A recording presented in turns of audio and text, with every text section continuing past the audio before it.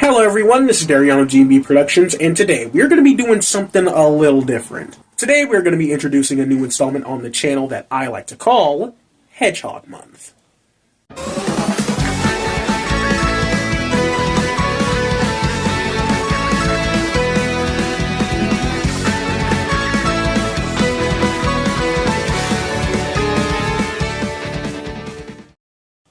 That is slightly inspired by YouTuber Hedgehog's annual Bandicoot Month, where once a year on the anniversary month of the Crash Bandicoot franchise, which also is coincidentally his birthday month, he'll do a big video on some random Crash Bandicoot related topic. So I thought I'd do something similar for Sonic the Hedgehog. Except the kicker here is that even though Sonic's anniversary month is in June, my birthday month isn't, it's actually the month after, but regardless, I thought it'd be fun to try something like this. And for me, it won't be one big video, but rather numerous different videos on topics and discussions I wanted to talk about. I'm not entirely sure if I'll commit to making this an annual thing, like with our GNB spooktacular videos that I've been doing recently. It's something I'm kind of just testing the waters with, really. Yeah, remember when I did discussion-type videos? No? Me neither. Anyway, the first video in this new little tradition is in fact not on the famous blue hedgehog, but rather, if you already couldn't tell, his edgy dark rival, Shadow. I've been planning this video for well over a year at this point, and I figured that in the fan-proclaimed Year of Shadow, with Sonic X Shadow Generations releasing sometime this year, and of course the third Sonic movie, now would be the best time to get this out there. And today, I have one important question to ask you. Who is Shadow the Hedgehog? A bit of a peculiar question with many possible answers. He's the dark rival to Sonic the Hedgehog, he's the ultimate life form, he's the best character in the whole franchise, you get the gist. There are many ways you can answer that question, but today what I'm trying to ask is, who is Shadow as a character, or rather as an individual? Is he a brave-hearted, heroic, and noble hedgehog, or is he a black-hearted, evil son of a bitch? Is he a kind, gentle, and caring soul? Or is he a cold, distant, unfeeling, uncaring dickbag? Or does he lie somewhere in the middle of all that? There have been many videos analyzing Shadow's history and character in the past few years, and I thought I'd throw my hat into the ring. Mainly seeing as since I joined Twitter a couple years back, I'm not calling it X, suck my dick, I've come to the realization that there's a lot more to the Black Hedgehog than I thought over the years. And I've kind of been on a path of reevaluating how I view his character, especially because, according to some, the way I and many others have viewed this character over the years is dead fucking wrong. Now, when I say that, I don't want to give off the impression that I just read what a few randos had to say, and now my viewpoint is entirely changed. That's not really the case. A lot of what I've seen people say over the past couple of years has just kind of opened my eyes to a lot of the stuff that I misinterpreted growing up, or straight up ignored about Shadow's character. There's just a lot more that plays into Shadow's story throughout the games that I think makes him more intriguing. But, at the same time, I can't lie to myself and say I'm entirely on board with the directions this series has gone with him. There are aspects to Shadow's character that fans, myself included, favor more unfairly than others. In my mind, being opened up to a lot of these things has kind of just made me more intrigued with Shadow's character than before. This video will be me going over Shadow's major and some minor appearances throughout the series, trying to piece together who he is as a character, bring up some arguments that I find to be interesting, and find out what at least I think is the best path to go with him, as well as go over his personality and relationships with the other Sonic characters. The Shadow character has meant a lot to me for years, as he is my favorite in the Sonic franchise, and I kind of want to get a better understanding as to where he stands in the overall Sonic cast. Especially when coming to the realization that this character that I've adored for years, I may have a complete misunderstanding of what truly makes him special. So, let's get into it, shall we? Shadow the Hedgehog debuted in Sonic Adventure 2, and was introduced as Sonic's newest, edgy, and far more darker rival. But, within the story, we're shown that there's more to this character than meets the eye. He's a character that's surrounded by tragedy, as 50 years prior to the events of the game, the space station he was created on, the space colony Ark, was raided, and his one true friend, Maria Robotnik, the cousin of the main villain of the series, Dr. Robotnik/Eggman, was unfortunately killed.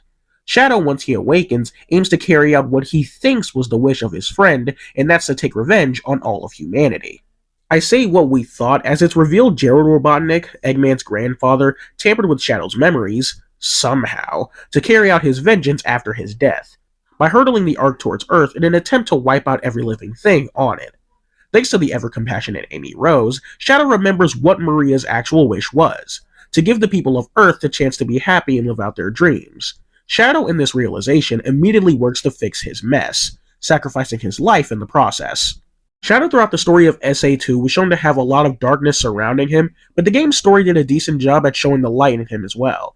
His actions weren't entirely derived from malicious intent. Throughout the game, he was just carrying out the wish of the one person he truly cared about. Undoubtedly, if Gerald never tampered with his memories, still not sure how or when he even had the time to do that, Shadow likely wouldn't have gone through with any of this shit. Outside of the tragic backstory and heroism that Shadow shows off, he's also kind of a little shit in this game. The way he talks about himself being the ultimate life form and whatnot, and generally how he views his power, is really fun in my opinion. I feel the need to bring up Shadow's ego now because it'll become super important later. While he talks highly of himself, I can only think of a few instances where he talks down to someone to bring himself up, and whenever he does, there's a bit of a dramatic flair to it, which makes it fun. Mainly Sonic. I have to commemorate the writing choices in being able to make Shadow confident, but not overzealous or an overconfident dickhead. It's all just good fun. Shadow's relationship with the other characters in this game is kinda interesting. The members of the Dark Story all have their own things and goals they want. Eggman wants to rule the world, Rouge is on the job as a spy sent by the government, and Shadow aims to destroy the planet. When working with these guys, it's mainly all business with each of them. Shadow makes no meaningful connection to Eggman, but Rouge is where it gets a little interesting. When Shadow is roaming around Prison Island, he listens to Rouge on her comm about her being stuck in a vault about to explode with the Chaos Emeralds. We then see flashes as he akins her situation to Maria, so he very begrudgingly goes to rescue her. Back on the Ark, Rouge laments how uncharacteristic that was of Shadow. Shadow then explains he only did it to get the emeralds. But her and the viewer know that's not entirely the case. Even though he has no deep care for Rouge at this point, he still went out of his way to save her. While Shadow is dead set on his mission and will go through anyone to achieve it, this game doesn't shy away from showing his compassionate side in small doses like this. Now, let's talk about Sonic. As his dark rival, surely they have some interesting dynamic going on. When they first meet, Shadow thinks nothing of Sonic. The dude frames Sonic for stealing the Chaos Emerald, shows up to flex Chaos Control, straight up interrupts the nigga while he's speaking. Wow, he's fast!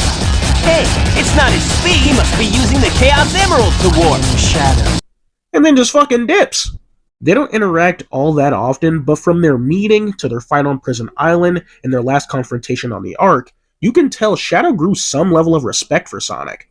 His resilience and power really caught Shadow off guard, but that doesn't change that he still fully intends on killing Sonic and blowing up the planet.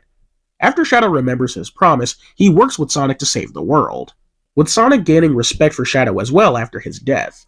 These two, based solely off of this game, despite not having that much screen time together, had such an interesting dynamic in my eyes. Shadow thinking nothing of Sonic while being distracted by him, and after their first meeting, the semi-obsession Sonic gets is something I find to be really fun. And going forward, it's nice to see how this rivalry and relationship continues to evolve. Clearly, SA2 was not the end of Shadow's story, as the next mainline game, Sonic Heroes, saw the return of the Black Hedgehog, but with amnesia. Yeah, we're doing that whole thing. Even though, to be fair, I personally can't think of a way for them to continue Shadow's story without going the amnesia route. Shadow doesn't get that much individual focus in this game, though.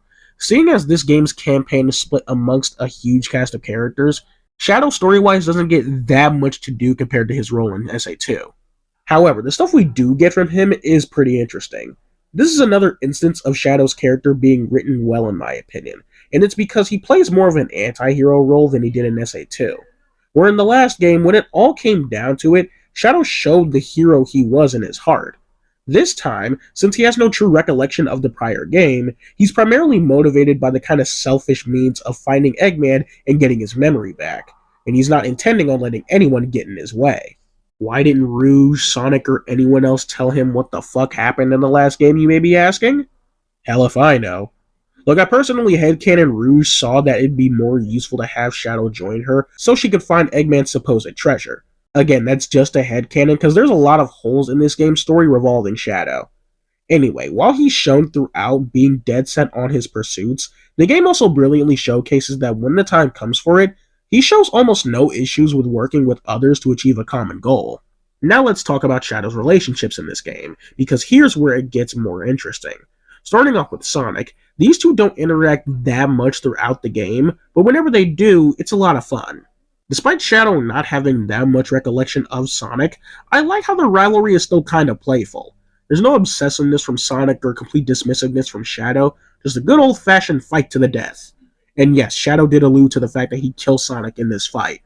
Now let's talk about Team Dark as a whole. I have a lot to say about these guys and the relationship they have with one another, but as far as this game goes, I couldn't help but love them. Their alliance is merely circumstantial, as they only have their own personal goals in mind.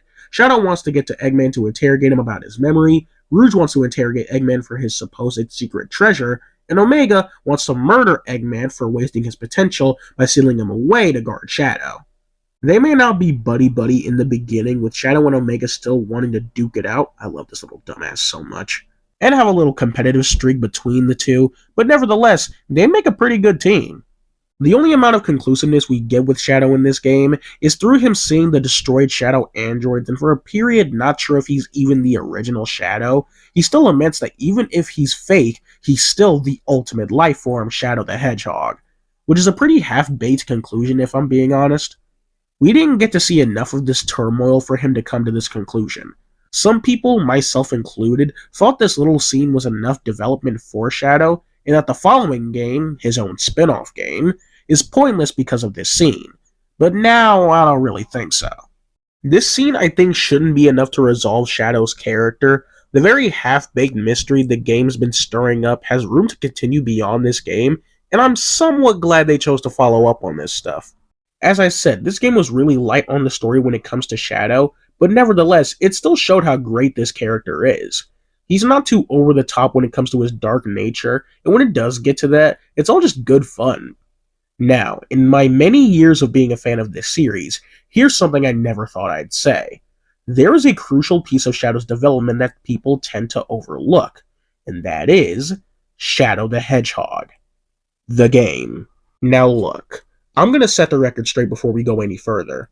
I have not played this game, but I have watched the story and gone through it enough times over the years to come to the conclusion that I do not like this game's story. The over-the-top nature of Shadow's edginess, the nonsensical morality system, when in the last game, if anything, he was clearly an anti-hero, so what was the point? Shadow using guns, even though it held no story significance and was mainly a gameplay and promotional thing, I don't care. Shadow using a gun is just a stupid concept. Shadow's story in this game centers around him still trying to reconnect the broken pieces of his memory, until the alien race known as the Black Arms appear looking to invade Earth. Their leader, Black Doom, hopes to get Shadow's aid in searching for the Chaos Emeralds, and in exchange, he'll tell Shadow all about his past.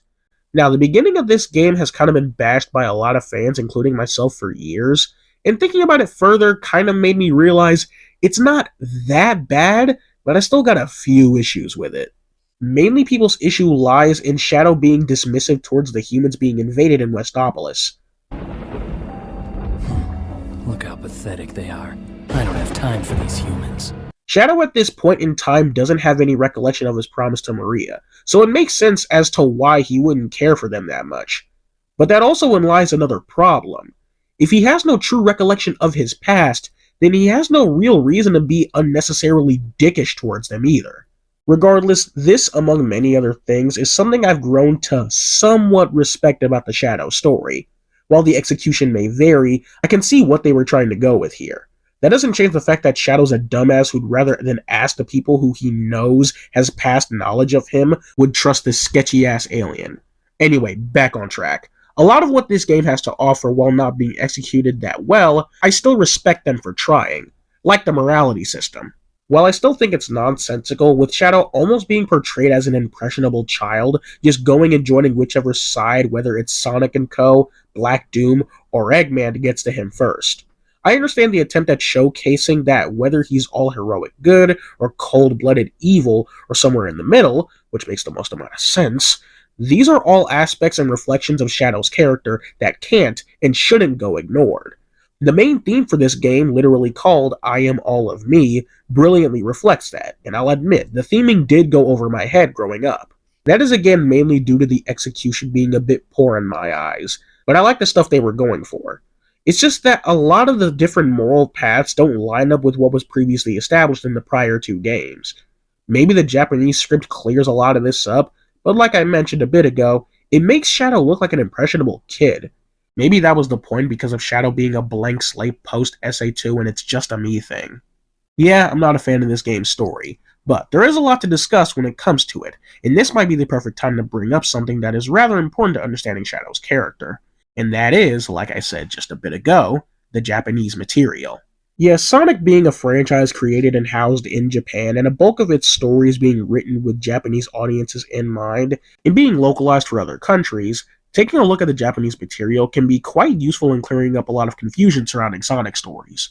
Stuff like the line in Sonic Forces about Sonic being tortured, wasn't in the original Japanese script. That weird as hell line in SA2 when Shadow asks,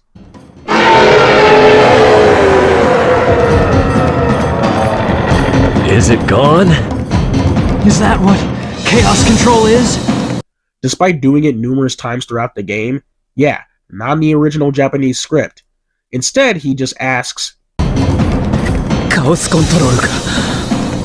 As in, this thing can fucking do that? Stuff like Shadow saying, Look, it's that hedgehog. were meant to be delivered as, あのハリネズミ. meaning that Shadow, instead of recognizing Sonic, is just more enamored that they look so similar. And little stuff like that helps clear up a lot of what Sonic's story set out to do. Now, I do have a few grievances with how some Sonic fans treat the Japanese material. Some see them as this almost perfect thing that can never be poorly written, while others like to completely write it off as if it's invalid to the stories, and I personally don't like either of these approaches. Just because something was written in Japanese and intended for Japanese audiences doesn't automatically make it this perfect gem that trumps any and all localizations. And at the same time, I don't think it's fair to treat this stuff like it's invalid, because it can help clear up a lot of the problems that are caused by localizations in the first place, like in the case for Shadow. Now, another thing I have to reiterate is that I haven't watched the Japanese cutscenes for this story as well. In due time I will, but I just didn't now because I didn't fucking feel like it. Little editor's note here, I guess. In the time between me writing this section and getting around to recording it, I did end up going through the story with Japanese script and translations. And I've got to say, while it is better than the English script, this story is still a bit of a mess. Some of the paths Shadow goes down still don't entirely feel believable, and it's still a pain in the ass trying to keep track of the through lines between the various stories. But when in regards to Shadow's character, his personality is almost one-to-one with how it was in the previous two games. No over-the-top, nonsensical, edgy bullshit, just the same cold and stern Hedgehog we've grown accustomed to. Even the opening sees a subtle but key difference in Shadow's attitude compared to the English version. In English, where he's portrayed as unnecessarily dickish and proclaiming how pathetic humanity is, in the Japanese version he just says a simple and to the point, what happens to them is none of my concern. It's a simple difference, but it goes a long way in my opinion. They don't overblow it to make him seem like this asshole, just that he has no real reason to care about those under attack in Westopolis. Just felt like getting that off my chest. Alright, now back on track. Although I did watch the final story cutscenes, and it was pretty damn good, especially compared to the English version. Now the story, if we're solely going off of the beginning and end, has Shadow collecting the emeralds to give to Black Doom, but Sonic and the others stop him as Black Doom plans on harvesting the humans of Earth as livestock. Now the development Shadow receives in this finale is interesting to say the least. In a moment I, among a lot of others, misinterpret as Shadow regaining his memory, and the Japanese script actually showcases Shadow letting go of his past and aiming to take down Black Doom himself. Not for the sake of a promise of someone who's long gone, but of his own fruition. The reason I say this development is interesting is because we don't have a clear path as to what led Shadow to this point. This development could have been great had we actually have a singular story for us to follow Shadow through, as opposed to the all-over-the-place what-if scenario bullshit that the main game gives us. But with what we're given, it might just be me, but I don't see a clear trajectory as to how Shadow got to this point. But nevertheless, I do like this development for Shadow, even if how we got here isn't that clear. Maybe y'all can explain it to me, but like I said, it's pretty good. It feels like a decent escalation from SA2. Where in that game, his actions were primarily out of him doing what he thought someone wanted him to do. And even when he saved the world, it was solely because it was what Maria wanted. If Shadow truly wants peace within himself, he has to disregard all of that and act on his own accord. And the fact that this wasn't focused upon in the main game just frustrates me with the story even more. The message of moving on and not holding on to someone who's long passed is such a powerful story that I'm disappointed it wasn't a main focal point throughout the narrative. I also like how even moving past Maria, Shadow still sets out to do good by defeating Black Doom. Even in the game where they crank up the edge to the max, Shadow still sets out to do the right thing. Shadow's relationships with the other characters is a little non-existent. Like, yeah, he works with Sonic and Co. throughout the game, but there's rarely any consistent dynamic. Other than him periodically getting annoyed with Sonic's presence, but that's not too consistent. It's a shame that we didn't get any Team Dark moments in this game. Feels like a missed opportunity for them to do something together. Shadow's character in his solo game was complicated to say the least, but with the final story setting up a whole new path in life for Shadow, let's see where that exactly takes him with the next mainline game release, Sonic 06. I know this game, you know this game, lazy and unfunny game journalists most certainly know this game. One of, if not the worst Sonic game in the franchise, and in many others' opinion, one of the worst video games of all time. Yeah, with a game with that bad of a reputation, you'd be surprised to find out that this game has the best showcase of Shadow's character to date, and no future piece of media comes even close. Like, I'm being so serious when I say that Shadow's story, other than the music and level design, is the only good thing in this game. Moving on after Shadow 05, Shadow's story sees him allying himself with Gun. You know, the organization that took his only friend away from him. Look, some people have been known to have issues with this, but I don't mind it for a multitude of reasons. Firstly, it shows the evolution he's had after his game. If Shadow wants to protect the world from dangerous threats, allying himself with Gun would be the most efficient way to get shit done. Even if they took away the one person he held dear, he's moved past that. He's not going to let that hold him back anymore, and it's really cool. Secondly, and this is the main thing for me, it just gives Shadow something to do. Like, seriously, Shadow allying himself with Gun is such a good choice narrative-wise, because primarily, it just keeps Shadow as a proactive character. It shows how even when he's not around or a part of any stories, you know he's more than likely pulling off some operations and missions to protect the world. The main emotional conflict of his story in 06 is the main villain of the game, Mephiles, revealing to Shadow that no matter how much good he does, when all goes to shit and the world goes up in flames, humanity will turn on Shadow out of fear of his power. Throughout the game, Mephiles toys with Shadow and Team Dark as a whole, in an attempt to get Shadow to join him. Shadow, unwavering, refuses to join Mephiles no matter what he says. He shows some conflictedness, but he's still unwavering. He knows who he is and what he wants to do. He's not going to let someone puppet him and use him for their own goals. It's only when he finds out that the one to defeat and seal Shadow away in the future is none other than his very own teammate, Omega, is when we really see it get to him. Nevertheless, he continues on to try and stop Mephiles. Eventually, Team Dark locate him, and when their plan to seal him away fails, he asks Shadow, So you say? It's futile. The world will betray you. Why fight at all? Why risk your life for those who will persecute you later? And Shadow responds in one of the best moments of his entire character. If the world chooses to become my enemy, I will fight like I always have.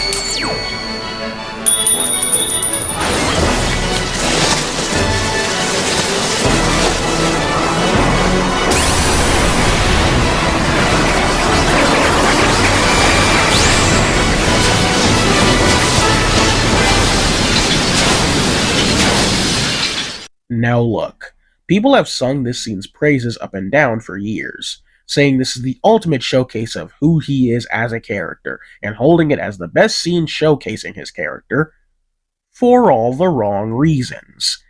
I and many others for years have viewed this scene as the ultimate showcase of our heroic Hedgehog. He'll still side with and protect humanity, even if they do turn against him, because that's what Maria would want. Yeah, that's not what's being said here. The line in general is very vague, and I kind of like it that way, but this scene that people, including myself, have misinterpreted for years as this heroic showcase for Shadow, when in actuality, if we go to the Japanese script, Shadow says, plain and simply, 世界が僕の敵になるのなら僕は世界と戦うまでだ。 It's a problem Shadow will deal with if and when the time comes. In the meantime, he's not going to let someone manipulate him into doing his bidding. Again, I prefer the English version of this line because it's kind of vague and lines up with the more anti-hero, morally ambiguous side of his character. That, and I just think it sounds cooler. But knowing that this was the original intent behind the scene kind of paints a different picture for Shadow.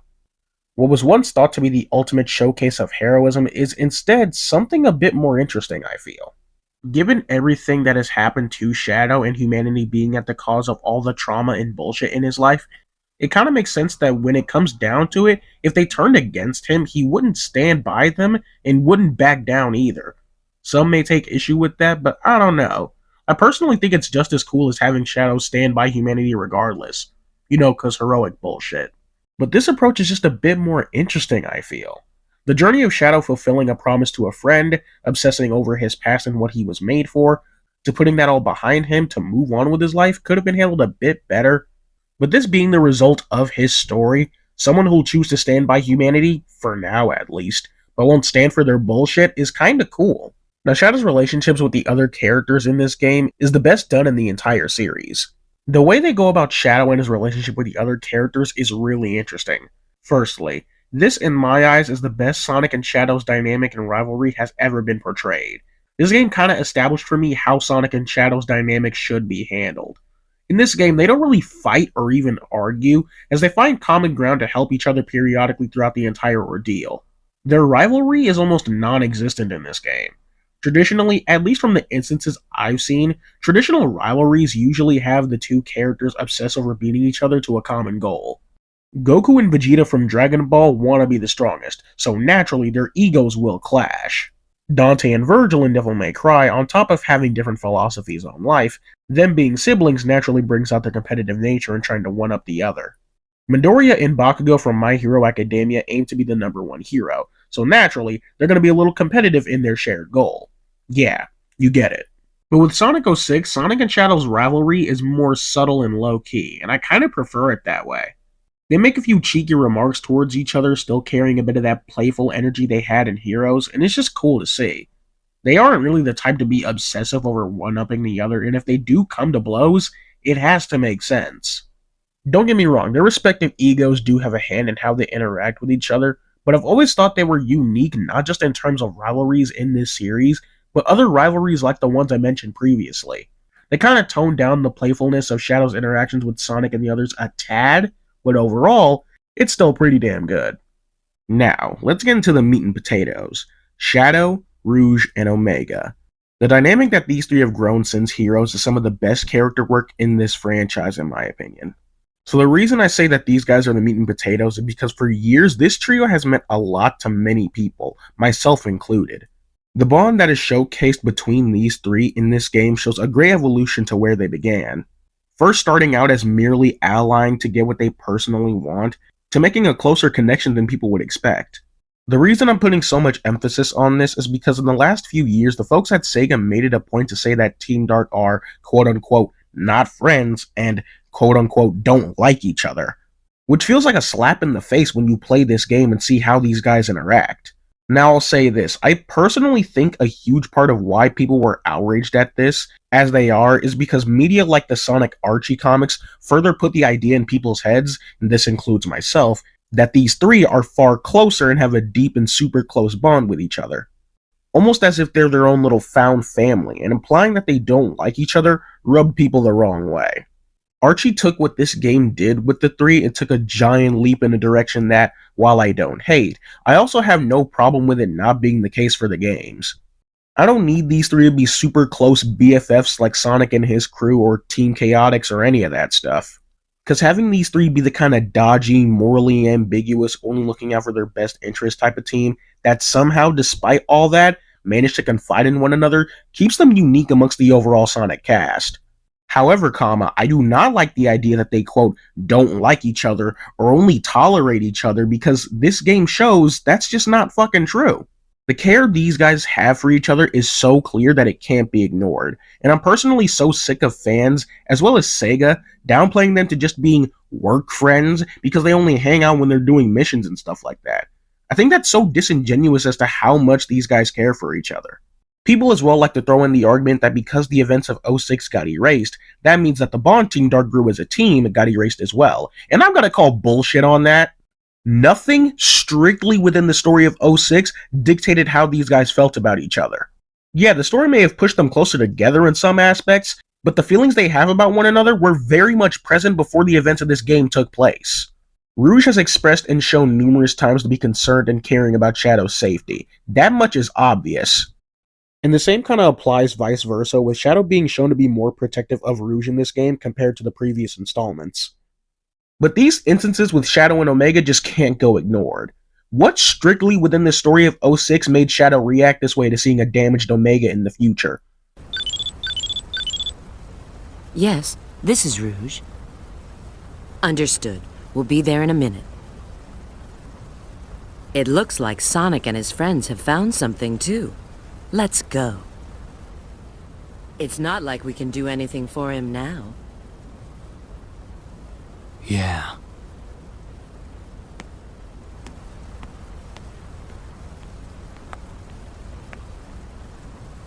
What strictly within the story of 06 made Omega react this way when finding out he betrays Shadow in the future?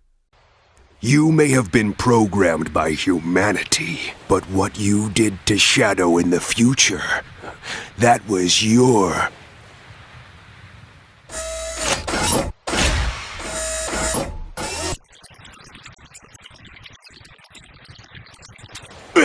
Not to mention the moment when Rouge finds out humanity turns against Shadow, she vows to stand by him regardless.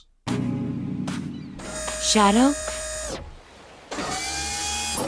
Even if you believe everyone in the world will be against you, know that I'll always remain by your side. Remember that.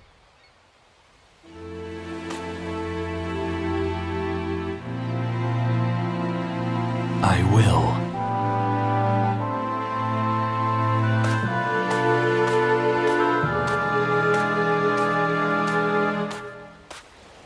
Between Heroes, bits of Shadow 05, and now, this group has grown a bond unlike any other group in this series. Like I said, they aren't best buddies who go on picnics and movie nights and shit like that, but the bond that these three have is unmistakable, and the feelings they share were clearly present before the events of this game took place. Hell, if y'all want to pull the events got erased, that means this development never happened card, then why the hell are Silver and Blaze still shown to be good friends in current media despite the events of this game being erased? Why can their dynamic remain intact but not Team Dark? Again, to reiterate one last time for those in the back, this isn't about them being super close or being a found family or some shit like that. I don't need that. What Archie did with them, I enjoyed, but that's not needed for the games. But them being labeled as just work friends or implying that they only tolerate each other and don't have any connection just rubs me the wrong way. Cause this game showed how well these three are together, and acting like this shit didn't happen is just wrong in my opinion. So, Shadow from the beginning was shown to be a character that, beyond his cold and edgy exterior, to be a character that has a lot more care and tragedy behind him. In the end, proving himself to be more heroic than people would expect. Post SA2, he still retains his dark energy and stuff like Heroes, and especially Shadow 05, but rounding it all up in Sonic 06, Shadow seemed to show himself to be someone who, while caring and heroic in a few aspects, is still undoubtedly a cold and ruthless motherfucker. But it's only after 06 where things get a little weird for Shadow's character. You see, after the absolute failure of Sonic 06, Sega and Sonic Team took some new approaches to Sonic games given how shit it turned out to be. Instead of actually listening and taking the criticism into consideration, they for some reason thought that everything 06 did was a failure and needed to never be touched again. Serious stories slowly became non-existent, multiple playable characters slowly became non-existent, stories that centered around other characters slowly became non-existent, and that includes Shadow. Anyone that wasn't Sonic, Tails, or Eggman all throughout the 2010s were completely sidelined, which, in my eyes, isn't a terrible thing. Not every Sonic game needs to have every character in it, but for over a decade, these characters were either painfully simplified to just being cheerleaders or to their most basic traits. Throughout the 2010s, Shadow didn't do anything, which again isn't terrible, but the bits we do get are painfully simplistic. The most recent game to give Shadow a prominent role, not including Shadow Gens that comes out later this year, was 2017's Sonic Forces. And look, people praise Shadow in Forces and celebrate how well he's written, and all I have to say is this. Saying Shadow was written well in Sonic Forces is like saying Vector the Crocodile was written well in Sonic Forces. You wouldn't be wrong in saying that, but you wouldn't exactly be right either. My main gripe with Shadow in Forces is that, like a lot of the other characters, he doesn't do anything of worth. It's especially bad for Shadow considering that in the DLC they dropped for him, it's revealed he had more of a hand in the game's main villain, Infinite. Infinite was the leader of a mercenary group hired by Eggman. Shadow, on a mission to infiltrate one of Eggman's old bases, kills Infinite's entire squad, leaving him for dead. Slight nitpick, but the dialogue they gave Shadow in this scene just felt a little off. Like, there's nothing wrong with Shadow being aggressive, like the dude killed Infinite's whole fucking squad. But I don't know, having Shadow be this verbally aggressive just felt a little off. If he talked down to someone, it had a bit of a dramatic flair to it, which made it fun. Here, it's just a little too extra for my liking, but again, it's just a nitpick. Despite Shadow arguably being the catalyst for the main villain and main story kicking off, he unfortunately has very little to do in the main game. I mean, in the DLC, we see all of Team Dark semi-together. They never really interact much on screen, but the banter between all of them is pretty good. Shadow even shows concern for Omega at one point. It's small, but it's enough for me. Anyway, Shadow for some fucking reason sits idly by for 6 whole damn months while Eggman is taking over for no damn reason. People say that he was trapped in that virtual world for all that time, which is a decent headcanon, but if that's true and that's actually what they were trying to convey, holy shit, Sega, when the fuck are we gonna fix the presentation issue with this franchise? This shit dropped in 2017, how are we still struggling with presentation? The next game to give Shadow a prominent role was Team Sonic Racing, and fuck me does this writing suck ass. They literally turned Shadow into an over-the-top, overconfident dickhead for no rhyme or reason.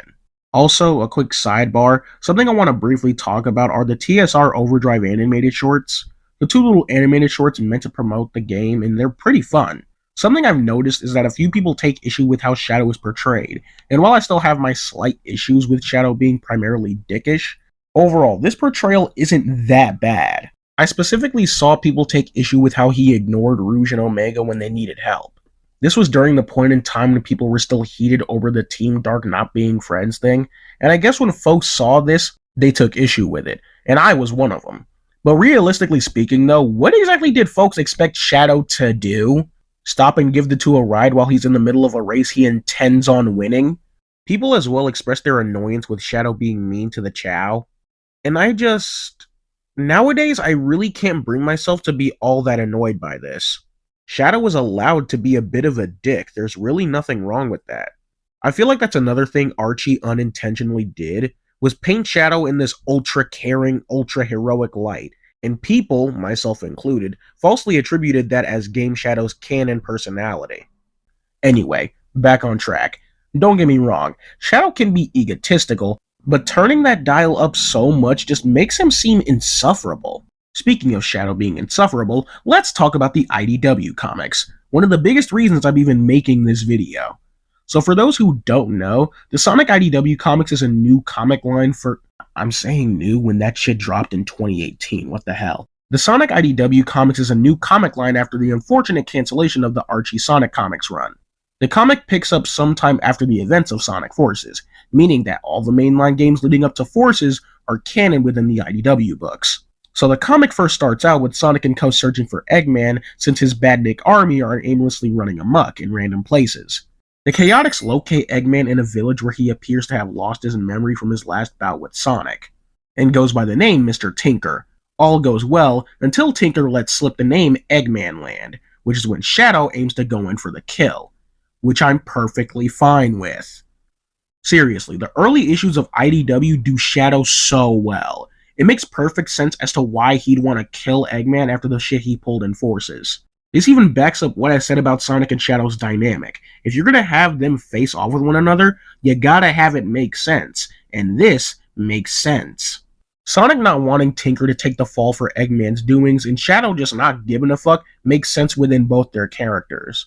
Shadow again being a bit extra in his aggression, just a nitpick, but it's still warranted. Now, the further we go with Shadow in the comics is where more problems in this writing style for this character become more apparent. From little moments of the gang going to face off with Neo Metal Sonic, Rouge expresses her surprise in Shadow working with them, and it's like, why? I know Shadow may not be all for working with others, but he rarely shows any strong disinterest for it either. Even further issues show Shadow being this overconfident and ego-driven dickbag, and it's just way too much. When first reading, I didn't think too much on these little moments, but it all comes to a head with the Metal Virus arc. See, through Mr. Tinker getting captured by Dr. Starline and bringing back Dr. Eggman, Eggman's newest ploy in attempting to rule the world sees him create this goo that transforms all organic life into these robotic zombie-like slaves, who Sonic calls Zombots. Early on, Sonic gets in contact with it and is infected, but luckily due to his speed, he's able to slow down the infection process. We eventually get to a city that needs evacuating, and Team Dark is supplying their aid. Shadow goes off on Sonic, rightfully so, exclaiming that this wouldn't have happened had he let Shadow kill Eggman. He basically tells Sonic he deserves his infection, almost saying he deserves to die, which, quick little sidebar, for a while I had issues with this, but while still not that great, my issues kinda lessened over time. Shadow telling Sonic he basically deserves to die on its own isn't a bad thing for me, but the way it's executed makes Shadow come off as so unnecessarily aggressive and dickish. In the prior games, constantly angry and aggressive aren't really words I'd use to describe Shadow's default personality. Cold? Yes. Stoic? Yes. Broody? Yes. Cocky? Yes.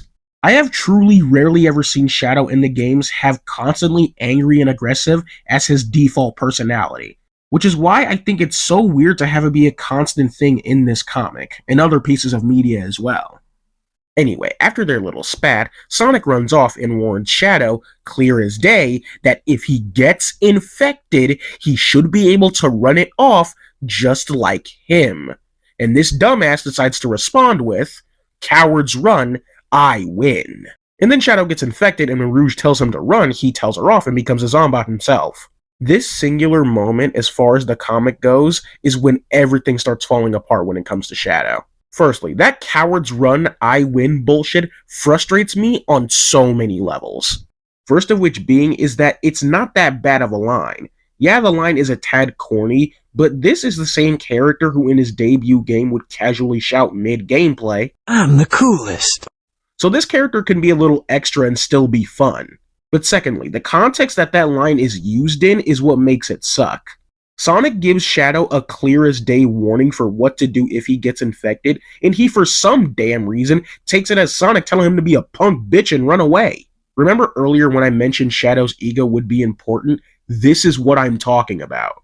Shadow is egotistical, as I showed just a bit ago. It is a part of who he is as a character, but his ego has never, and frankly, should never cloud his judgment. Shadow has never been shown to be that damn stupid. I've seen so many people come to the defense of this, saying that since he's the ultimate life form and he's immune to all diseases, he thought it just wouldn't affect him. Even if that is the case, A, that plot point was very poorly executed, and more importantly, B, I can't imagine in any scenario where Shadow would make that kind of risk. The way this comic portrays Shadow as this over-the-top, overly aggressive, overconfident dickhead really rubs me the wrong way. Yes, Shadow has an ego, and in a lot of aspects, it's one of the most fun parts of his character, but as I mentioned earlier, whenever he talked himself up, there was always a bit of sass and dramatism that made it fun and enjoyable. Portraying Shadow as this borderline Vegeta ripoff just does not work. And I know people are sick of the Vegeta comparisons when talking about Shadow, especially in regards to this little topic. But I think some people forget that in Dragon Ball, this goofy-ass nigga literally let Cell absorb Android 18 to achieve his perfect form, thinking he could still beat him. He literally fought his own son to let him do it. These things are not something Shadow would do, especially after shit like 06. Keep in mind, this isn't me saying that Shadow is this ultra-wise, great sage who can do no wrong and make no mistakes at all. No, that's not what I'm saying. This shit is just not a mistake I think Shadow would make. The reason I'm focusing so heavily on this is because I've seen fans express the thoughts that Shadow would 100% be this overconfident and pull this shit in the games. And I just have to ask y'all, what Shadow have y'all been following? Literally at no point in the games has Shadow shown this level of overconfidence and dumbassery. I've seen examples like this line in the final boss of 06. Understood. A super-dimensional being. This might be a fair fight. Where he says that since Solaris is a fifth-dimensional being, it might be a fair fight for him. Even though they completely forget or ignore the context that Shadow is saying this in his super form, where he and the others have almost god-level powers and abilities and have almost never failed them at this point, of course he's gonna talk shit then. The way some of y'all describe Shadow makes it seem like he'd challenge Solaris, a being that transcends time and space and required 3 superpowered beings to go to the past, present, and future in order to destroy it on his own. Do you guys really think Shadow would be that stupid to think he could take down a motherfucker like that without a super form? Among other examples that I just gotta call bullshit on, Shadow's actions throughout the series up to this point have never been ego-driven. Again, he's cocky, but not a dumbass. He's not Cell Saga Vegeta. Shadow has rarely felt the need to say or do stupid shit to prove how powerful he is. He's the shit, and he fucking knows it. Yeah, he'll talk himself up and make himself known as the ultimate life form, but he's also not the type of character to constantly boast about how powerful he is at every turn, or do stupid ass shit to prove how strong he is. Like I mentioned before as well, when he does boast himself up, it's presented in a bit of a dramatic, playful way, which makes it fun. Not this stupid ass shit. I also feel the need to mention that even in games like Sonic Battle or the Rivals games, where the story mainly revolves around getting the heroes to compete or fight with one another, no matter how little it makes sense, even in those games, Shadow isn't portrayed as being overly cocky and stupid. It doesn't get any better in the Chow Race's story. Shadow still feels unnecessarily dickish. My problems with Shadow in this arc firstly lie in the unnecessary vagueness of what he's even doing here, and secondly, the way he interacts with the others just feels so off as well. Instead of untying a captured Tails and Rouge, his sights are set only on Dr. Starline, which, like Sonic and Shadow spat in the Metal Virus story, on its own wouldn't be a bad thing. Shadow's described to be the kind of guy to always be dead set focused on a mission, and him only focusing on Starline on its own isn't an issue. It is an issue, however, because this moment isn't presented as Shadow focusing on a mission. It's presented as Shadow being a petty little shit who's pissed because Starline bitched him moments earlier. Even when Starline causes an avalanche that's heading towards a lodge full of people, Rouge, for some damn reason, needs to remind Shadow of what's important. All this does is make Shadow look like a dumbass little kid who needs to be taught right from wrong. All they had to do was A, establish very early on that Shadow is dead set on looking for Dr. Starline, B, tone down the dickish attitude, and C, have Shadow deal with Starline and head back to help the others without being told to. Seriously, Shadow needing to be told to help niggas is just really dumb to me. I get that he's not all heroic good and shit, but come on, he's not completely heartless evil either. Now, after this arc, things are starting to look better for Shadow writing-wise. In the most recent arc, he's toned down the dickish attitude. He's not a full dick, they only really gave us half dick, and I very much prefer that. He as well shows some of his cocky attitude, but it's far more subdued, which is a giant relief. I've seen some Shadow fans express a few grievances with how subdued he is, but if you ask me, this style of writing for Shadow feels right at home with his portrayal in 06, in my opinion. He also manages to be extremely cordial with the other characters and manages to work with them without bitching, which is so refreshing to have after so long.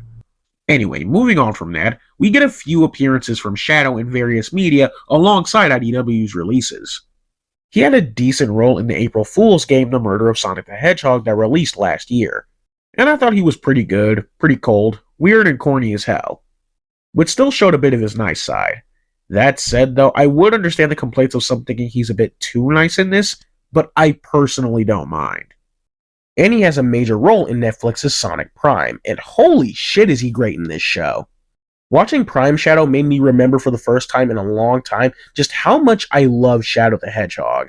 He has his edge, but it's not overplayed. he has his dramatic flair, his playful cockiness, and everything. Even his actions are mostly on the side of good in wanting to restore the reality that Sonic shattered. If there's a small gripe I have is that he's a bit extra aggressive, which is understandable and very much not a bad thing for me, but there are a few instances where it just doesn't make that much sense. Alright, for the first 8 episodes, all season long he's been trying to catch Sonic while jumping between universes. Now that he has him, he punches the fuck out of him. Understandable, gotta let out that frustration, and then he just chooses to keep beating him up. Okay, Shadow, what's your plan here? Did you seriously call this dude out here just to kick his teeth in? What did you just say? What do you think I've been trying to tell you? You haven't been trying to tell him jack shit. You've been kicking his ass for 2 minutes straight. I know I joke, but seriously, I love Prime Shadow so damn much. Y'all have no idea. I didn't think I'd have this level of joy watching Shadow do shit because of the most recent stuff making him unbearable. Okay, so I wrote parts of this script before the last batch of Prime episodes dropped, and all I have to say about Shadow in these last episodes is I like how they showed a bit more of his caring side when seeing Sonic almost die, and even have him go out of his way to save him. I just thought that was pretty cool. So, where are we now? Sonic and Shadow Generations is releasing sometime this year, and it seemingly is aiming to reestablish Shadow's character for new audiences, which, depending on how they go about it, can be pretty cool. The third Sonic film seems to be adapting at least parts of the SA2 story, which I cannot wait for, and hopefully the comics continue to improve with Shadow as we go on.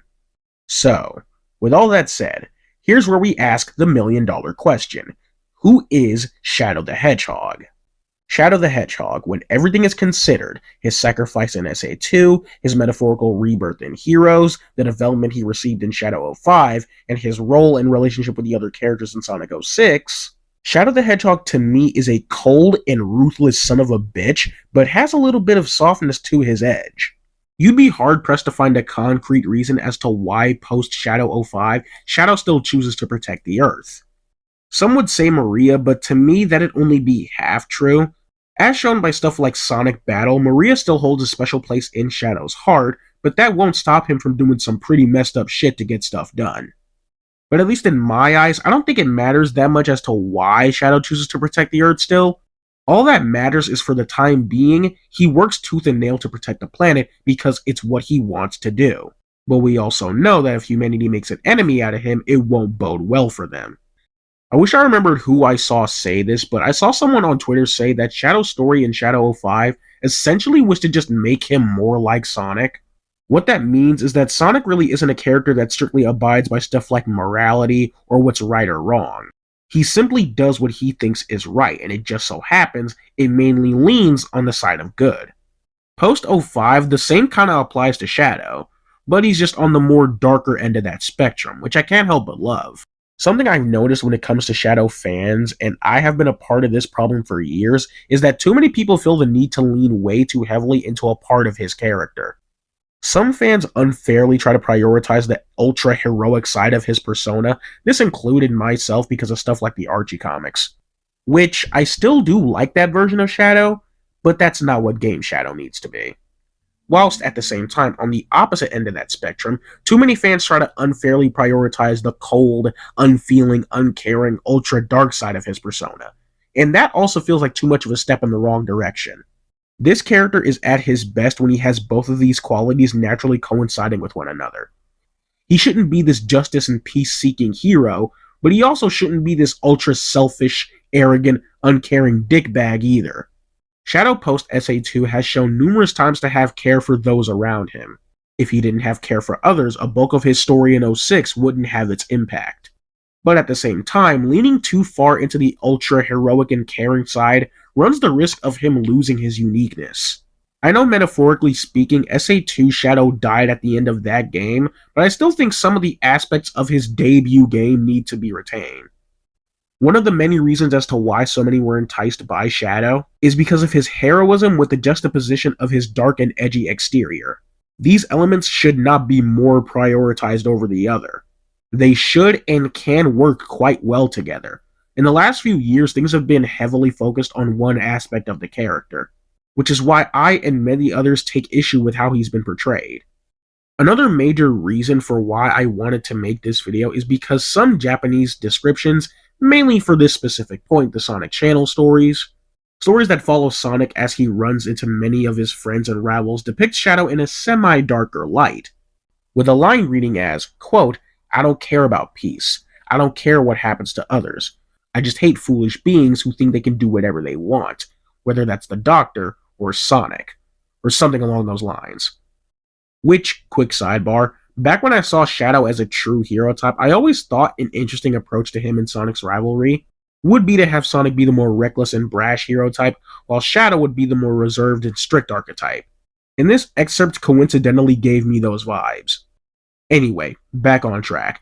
This little excerpt caused a huge debate amongst Shadow fans, and to me, while this isn't bad, people took the line about him saying he doesn't care about what happens to others and saw that as him being in character. And to me personally, that's just not true. Given if you read further, Sonic tries to call Shadow out on his bullshit by reminding him of the Ark.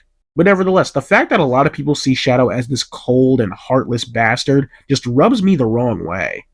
Leaning too hard in one direction just ends up alienating some of the nuances that makes this character interesting. Shadow saying he doesn't care about world peace definitely fits, but him claiming not to care about what happens to others has shown to not be the case. Stuff like Prime and especially Sonic X show how much a balance of these characteristics can work. In X post-SA2 story, Shadow is still shown to be a cold, ruthless, and diabolical motherfucker. Seriously, I'm desperately waiting for a moment in the games like when Shadow went after Cosmo, because that dead ass was one of my favorite moments from the character. But they also go as far to show that he's not completely heartless, as when Molly died, he visibly got upset. And even when he's literally trying to murder a child, he tries to go out of his way to make her death as less stressful as possible. The nigga was literally gonna kill her in her fucking sleep, oh my god. See, something else I think people need to understand is that people don't outright hate the darker side of Shadow.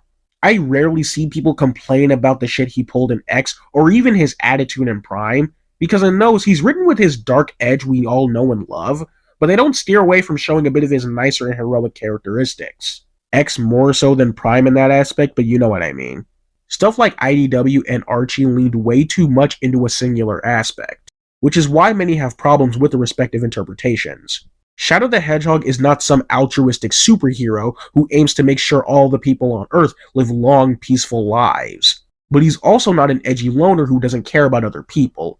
He, at least in my opinion, should be portrayed with more nuance that doesn't forget that either of these traits are a part of him.